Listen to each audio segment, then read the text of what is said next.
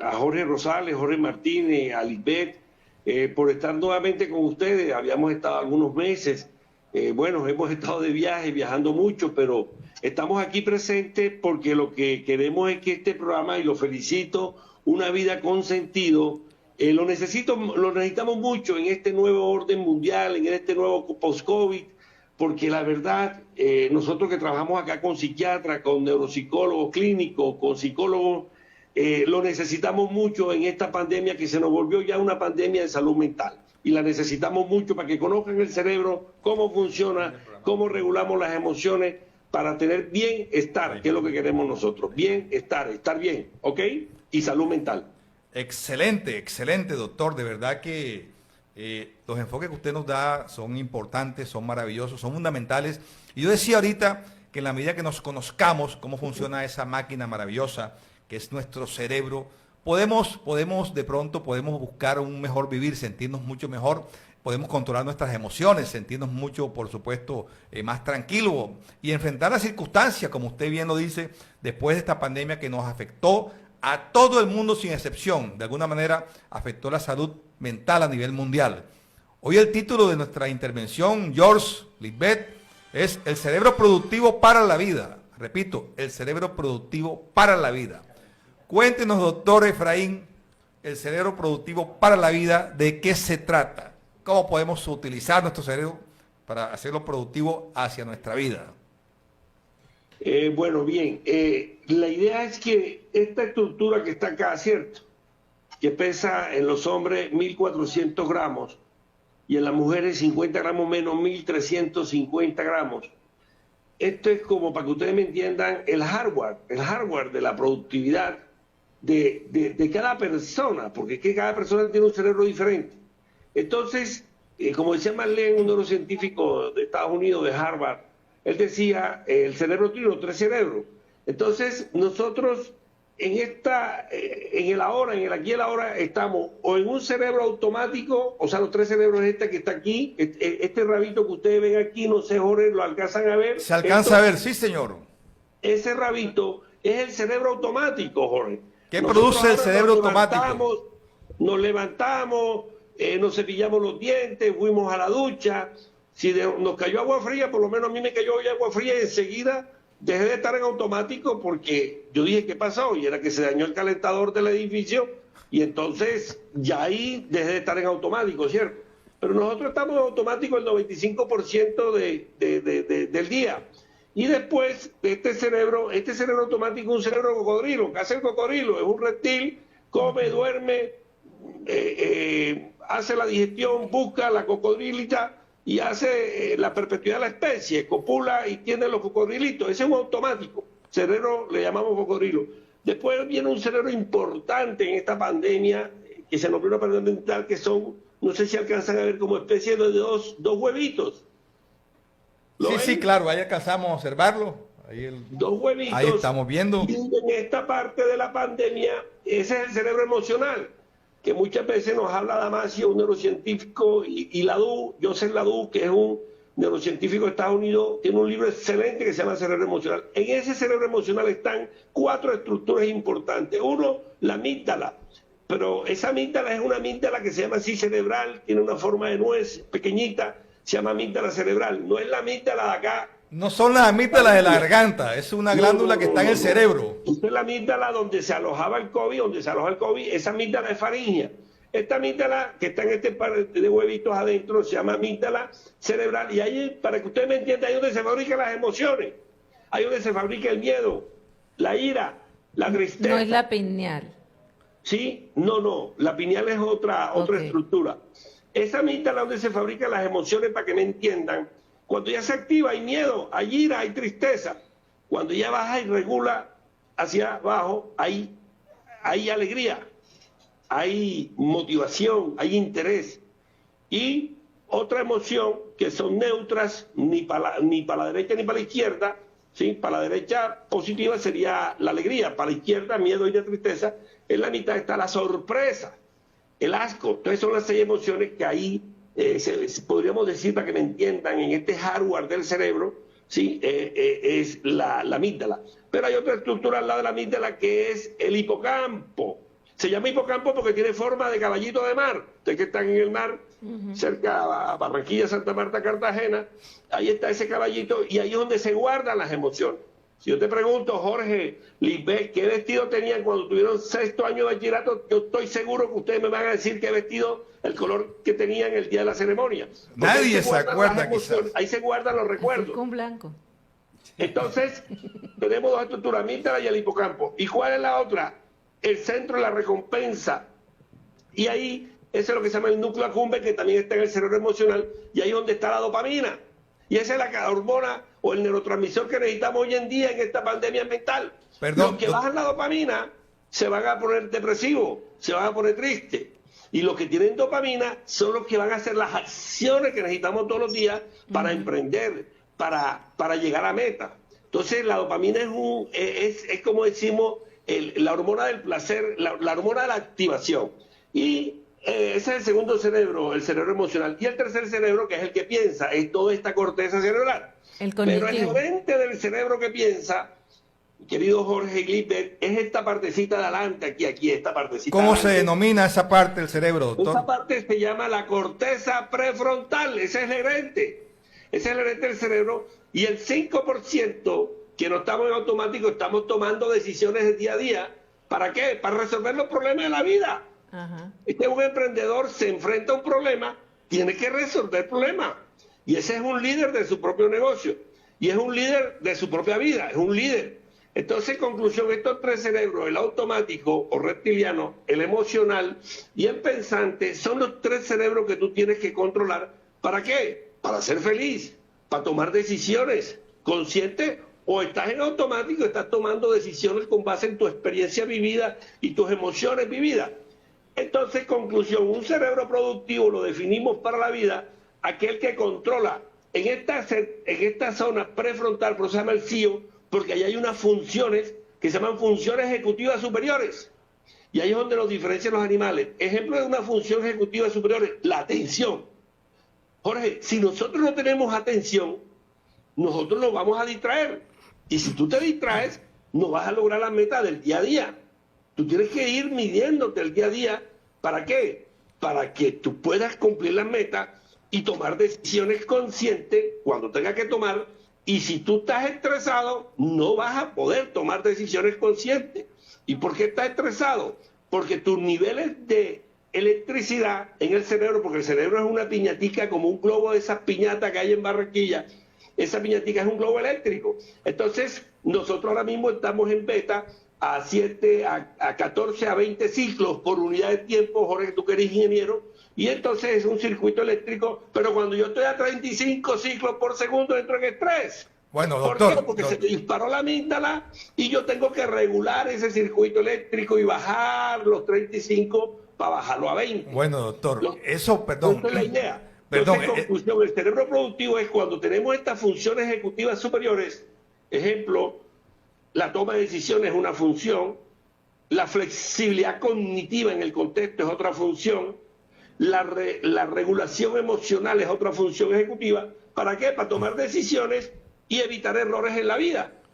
Y que cuando se dan los errores queden como lecciones aprendidas. Doctor Efraín, doctor, vamos, excelente su intervención desde el punto de vista científico. Nos acaba de dar una cátedra espectacular de cómo está conformado nuestro cerebro, cómo funciona, y la verdad que nos enseña mucho.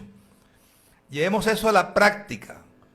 Ante una situación, ante una situación que nos genera, que captamos, que nos genera de pronto un estrés, que nos genera miedo, que nos genera alguna situación de ansiedad, de temor, ¿cómo hacemos para aplicar todas esas partes del cerebro y poder afrontar o confrontar esa circunstancia que nos genera un impacto de entrada? Por ejemplo, un susto que pasemos, alguien es víctima de un asalto y eso nos impresiona, vemos un accidente y de pronto quedamos así como en shock. O sea, una persona cuando sufre ese impacto tan repentino, ¿cómo puede hacer para volver a su nivel normal partiendo del cerebro que es la parte cognitiva, la parte pensante, el cerebro pues que es la parte repetitiva, reptiliana? ¿Cómo hacemos para volver a nuestro nivel normal? O sea, ¿Qué se produce en el ser humano allí? ¿Qué se genera?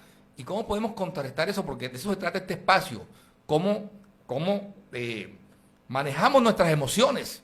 ¿Cómo manejamos las circunstancias que nos rodean, que nos puedan afectar y nos lleven a un estrés? Vamos ahora al campo de la realidad, de cómo opera eso y cómo podemos actuar. La fórmula del cerebro productivo, esto lo he sacado yo. ¿Cuál es la fórmula? Tú que eres ingeniero, y a mí me gusta la matemática. Yo soy médico, pero he venido trabajando con los ingenieros hace mucho más de 30 años, porque los ingenieros son los que nos están sacando todos estos software de tipo neurocognitivo para nosotros ver el mapeo cerebral. Y nosotros no hacemos nada en la parte médica. Si los neuroingenieros o los ingenieros biomédicos no nos traen todo lo que nosotros necesitamos para como médicos interpretar el cerebro y muchos órganos más. Entonces, ¿qué pasa? Que el cerebro es el único órgano del cuerpo humano que nosotros podemos moldear, Jorge. Es el único que nosotros le podemos dar forma, como decía este gran premio Nobel español, se me olvida el nombre, bueno, en 1920, tú puedes ser el escultor de tu propia vida. ¿Cómo hacemos? De tu propio cerebro. ¿Por qué? Porque tú al hígado no le puedes decir, mira, contrólame la grasa. Y le mandas una orden lingüísticamente hablando y el hígado no te hace caso. O al páncreas, mira, yo soy diabético, necesito más insulina. Y el páncreas, tú le mandas la orden, no hace nada. Pero al cerebro sí le podemos programar. Y podemos hacer la programación. Yo acabo de venir de Montería, que estuve con unos amigos españoles, quería conocer el río Sinú. Y yo decía, oye, qué río tan caudaloso. Y yo le ponía el ejemplo del cerebro. Mira, íbamos en una lanchita fuera de borda, y yo le decía, mira, ¿cómo funciona el cerebro? Entonces, para que tú sepas cómo funciona el cerebro, yo por el río Sinú y le dije a los españoles, unos amigos, estábamos en un congreso de innovación, yo estaba prestando lo mío, el de la lancha nos dijo, mira esos remolinos, no se acerquen a esos remolinos porque se hunde la persona que se baña ahí. Entonces el cerebro funciona de esta siguiente manera. Vamos por el río Sinú, en sentido metafórico. Entonces el cerebro tiene una zona de caos hacia la derecha, el río de la derecha, y una zona de rigidez hacia la izquierda. Entonces nosotros en el planchón íbamos por la mitad. Así hay que hacer con el cerebro. Ahora que tú me preguntas cómo hacemos para controlar la gestión emocional del estrés. La zona de caos, la zona emocional, la zona del miedo, de la ira, de la tristeza, de la rabia.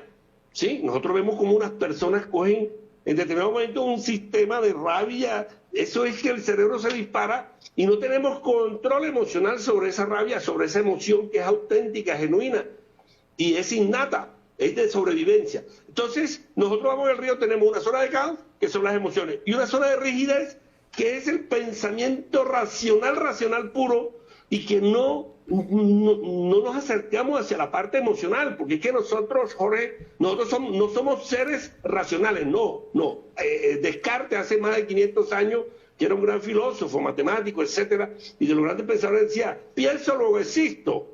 No, nosotros somos seres emocionales, que racionalizamos y nosotros nos comportamos de acuerdo a cómo nos sentimos. Conclusión, lo que te quiero decir es que tenemos que ir por la mitad del río, ¿cierto? Integrando la razón con la emoción para tomar decisiones diarias y vivir el presente, el aquí y el ahora, pero para lograr hacer un futuro, porque tenemos que tener metas.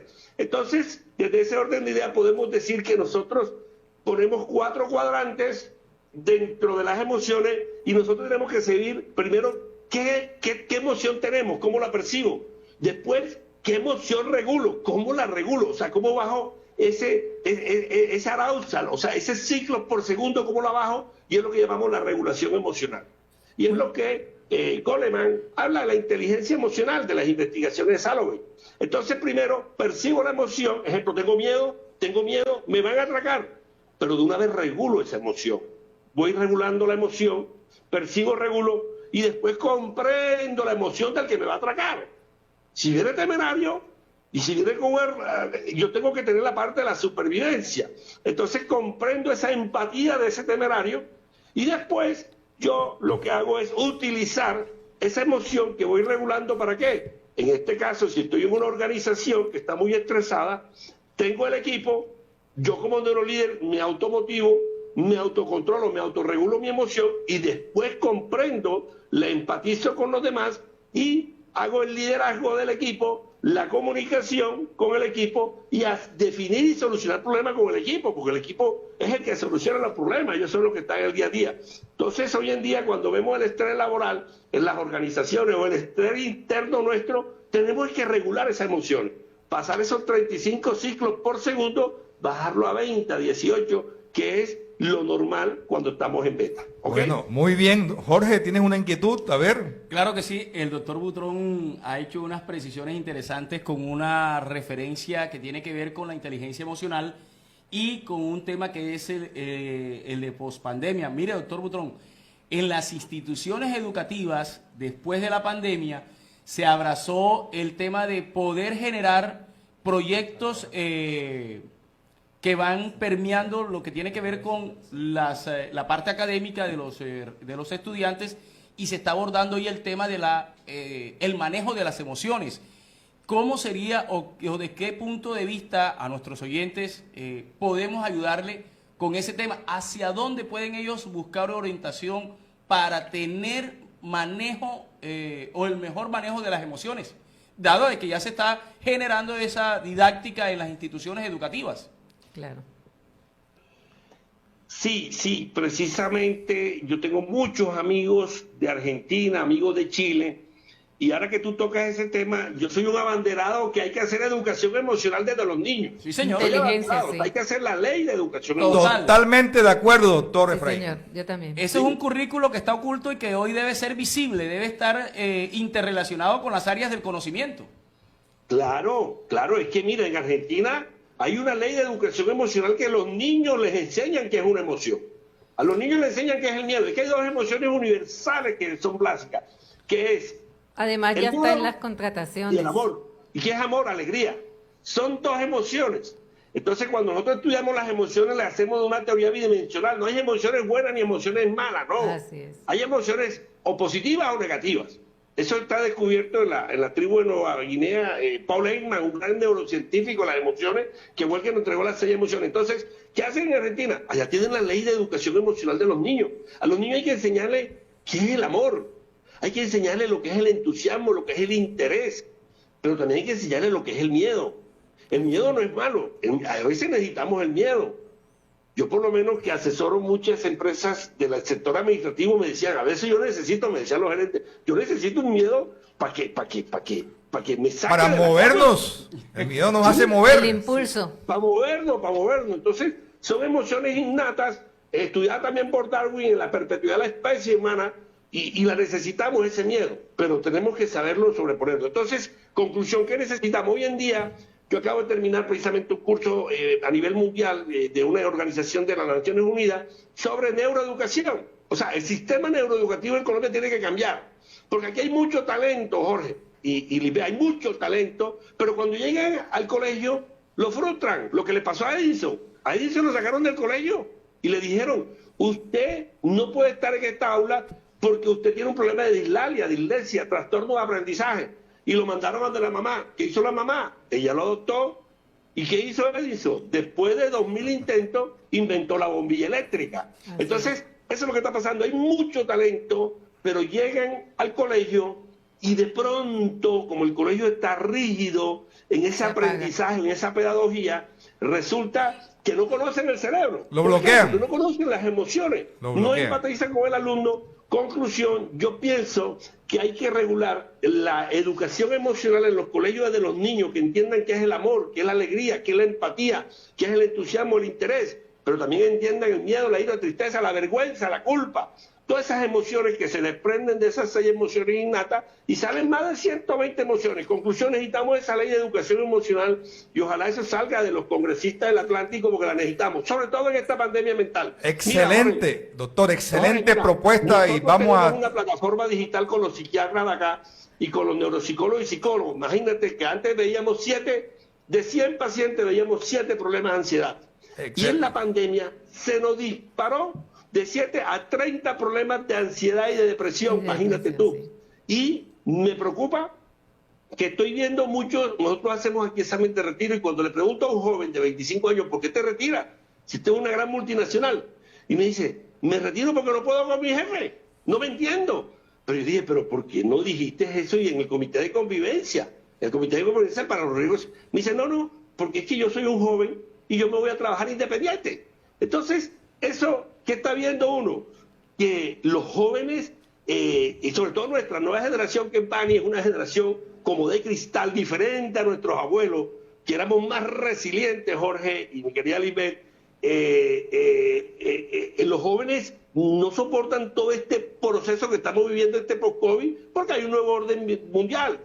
Desde este modelo complejo, antiguo, estamos pasando esta generación y necesitamos más educación emocional, que ellos entiendan cómo la emoción para convivir y empatizar. Se me preguntan, ¿cómo deben ser los trabajadores del futuro? 2, empáticos e innovadores. ¿Y qué es la empatía? La empatía no es ponerte los zapatos del otro, no. La empatía es comprender cognitivamente cómo está pensando el otro. Emocionalmente también. Entonces, la empatía se divide cognitiva. Entonces necesitamos trabajadores empáticos. Pero para entender la empatía, necesitamos conocer las emociones. Conclusión, necesitamos una ley de educación emocional que empiece desde el preescolar. Excelente. ¿Qué es el miedo y qué es el amor? Excelente. A ver, Lisbeth tiene una, doctor Butrón. ¿Qué es la depresión?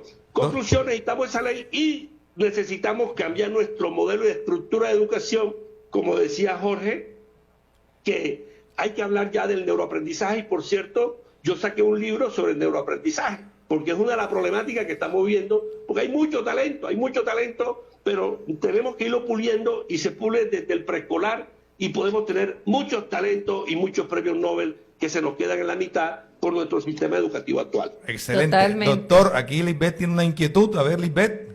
Claro que sí, doctor. Me parece excelente lo que usted está diciendo porque inclusive en estos momentos las contrataciones con los profesionales se trata más de eso, de inteligencia emocional antes de su propia profesión. Pero también quería hacerle una pregunta porque mucha gente confunde o nosotros confundimos lo que es el cerebro como órgano de nuestro cuerpo y lo que es la mente, ¿dónde está realmente? Porque no sé, doctor, si usted sabe que la mente después que queda uno inconsciente, a veces sigue funcionando en una cirugía y tiene unas experiencias todas extrañas en ciertos pacientes. ¿Qué sería eso, doctor? Bueno, el concepto, cuando yo le hablé de las emociones que percibo, que manejo, que comprendo la emoción del otro, y es cuando yo empatizo y después la utilizo cuando yo quiero liderar equipos, porque yo primero me tengo que autoliderar, hablamos de inteligencia racional, que era el concepto de inteligencia cuando Wechsler en 1920 hizo los primeros test de inteligencia a los niños, y eso lo hicimos en 1920, y ustedes ven cómo Bill Gates tiene una inteligencia racional de 140, Steve Jobs, Shakira, que es nuestra de barranquillera colombiana, tiene una inteligencia racional de 135, ¿sí? Y ustedes ven cómo después de este problema emocional, Shakira está sacando un disco que es una locura, o sea, donde dices tú, pero Shakira con ese problema emocional sacando todo esto, estos grandes discos. Entonces, las personas tienen una inteligencia racional, pero Harvard, obviamente con los estudios de Salovey, y entra Goleman, porque Goleman es periodista como ustedes, y saca en el New York Times el artículo de él de inteligencia emocional, y que hizo Harvard, lo sacó a todas las organizaciones y se convirtió en bestseller. Entonces necesitamos inteligencia emocional. Por supuesto que la inteligencia emocional es regular. Primero saber qué emoción te llega. Me llega miedo, la regulo. Me llega tristeza, la regulo. Me llega ira, la regulo. ¿Y cómo la regulo? Hay esas técnicas. Yo acabo de llegar de España ahora en el 2020, bueno, en pandemia me cogió que España, y hice un curso de mindfulness de una logopedista de allá. Yo tuve que ir al sur porque era una de las que mejores manejaban el mindfulness, estoy hablando del 2020, hace 3 años, y me sorprendió todo lo que tiene el mindfulness. ¿Qué es el mindfulness? Es un sistema de regulación emocional lo trae un profesor de Harvard, se llama King Sabat, lo trae de los monjes tibetanos, se queda allá en el Tíbet 3 años aprendiendo cómo meditan esos monjes, y lo trae y lo occidentaliza acá en Harvard, y eso es lo que es el mindfulness. El mindfulness es lo que es una atención plena y lo que hace regular la emoción, bajar de alfa a bajar a beta. que son las mejores emociones. Muy Entonces, en cuidadito. conclusión, hay una inteligencia emocional, Lisbeth, y hay una inteligencia racional. Así es. La inteligencia emocional es lo que llamamos las habilidades blandas, y la inteligencia racional son las habilidades duras. Pero entonces el concepto de inteligencia ha cambiado. Yo no sé si ustedes vieron este astrofísico, el de agujero negro que acaba de morir, que tenía esclerosis miotrófica, cuando le preguntaron, ¿para usted qué es la inteligencia? Y me parece la definición más actualizada de lo que es inteligencia. Inteligencia es adaptarte al contexto. O sea, los que son inteligentes, ¿quiénes son las empresas que quedaron en el COVID? Las que se adaptaron al contexto. Ustedes vieron cómo Arturo Calle, cómo Mario Hernández, después de una empresa marroquinera y Arturo Calle de Confecciones, se adaptaron al contexto y ¿qué se pusieron a hacer? Tapabocas. Entonces, ellos quisieron adaptarse al contexto y así muchas empresas se adaptaron al contexto. Entonces, el concepto de inteligencia ha cambiado. Inteligente es el que se adapta al cambio. Tan inteligente fue en el cómic Tarzán, que cayó, bueno, en la historieta, el cómic, cayó en la selva y sobrevivió amamantado por una mamá gorila. ¿Sí?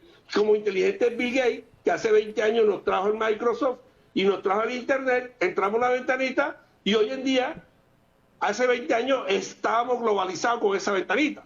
Pero hoy no, 20 años después, oye, estamos en el metaverso, ya el Internet se apodera de nosotros. Entonces, inteligencia, el nuevo concepto de inteligencia, dicho por un estudioso de Estados Unidos, es el que se adapta al contexto. Doctor, El cerebro resiliente es el que tú te adaptas al contexto ante esta adversidad y tomas decisiones que generen las metas y que generen tu proyecto de vida y tu propósito de vida.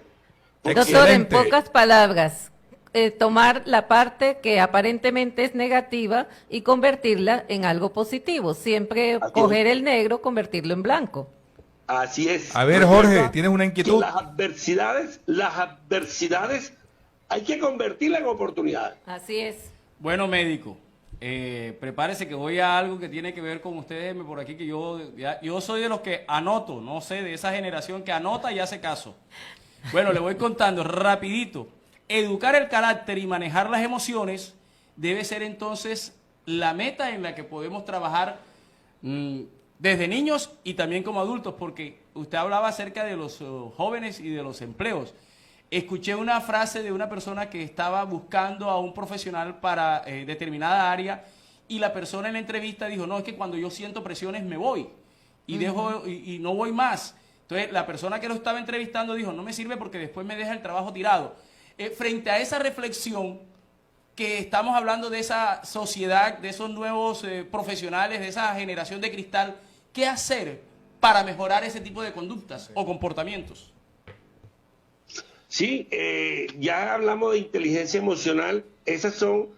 Hay muchas personas con habilidades duras. Por lo menos estudios de Harvard, en 40 años de estudio de la gente que es inteligencia racional, que tiene un coeficiente de 140, esa gente recibe clases sola. Esa gente no puede recibir clases con un coeficiente de 105. Ellos reciben clases sola. Se ha hecho el estudio durante 45 años, esa gente ¿dónde está? Y resulta que muchos no han sido exitosos en la vida, Jorge. Muchos no han sido exitosos. Oiga, tiene razón, doctor. De hecho, no sé si a ustedes les pasó en el colegio, a veces los estudiantes más avanzados, los que decíamos genios, nos encontramos de pronto más adelante con ellos y en la parte laboral no les ha ido bien. Están sin empleo. O sea, ¿a qué se debe eso, doctor? Me parece un tema... Por eso, porque no saben manejar las emociones, Jorge. Al no saber manejar las emociones del miedo, de la ira, la tristeza, no se atreven a salir.